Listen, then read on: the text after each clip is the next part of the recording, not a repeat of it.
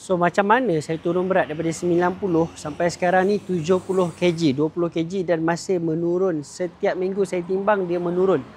So ada satu perkataan ni yang saya guna dalam setiap hari. Saya tengok cermin, satu perkataan ni saja yang membantu saya turun berat badan. Nak tahu apa perkataan? So satu perkataan tu adalah menyampah. Setiap kali saya tengok cermin, saya menyampah. Tengok diri saya yang badan memang sangat menggelebih. And then muka yang kembang. Dan setiap kali ambil gambar, saya rasa menyampah tengok diri sendiri. So dekat sekolah dulu, saya ni orang yang sangat aktif dan sangat kurus. Kira kategori underweight. Tiba-tiba saya berkahwin, saya bekerja, saya berniaga. Dan saya tengok cermin setiap hari berat saya makin naik, makin naik, makin naik. Dan setiap hari saya tengok, kenapa aku ambil gambar tak cantik macam dulu.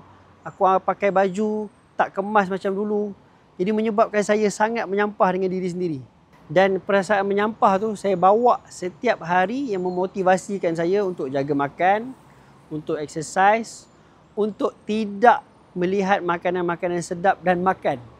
So inilah yang menjadi semangat, pembakar semangat kepada saya untuk terus maintain, turunkan berat badan setiap minggu.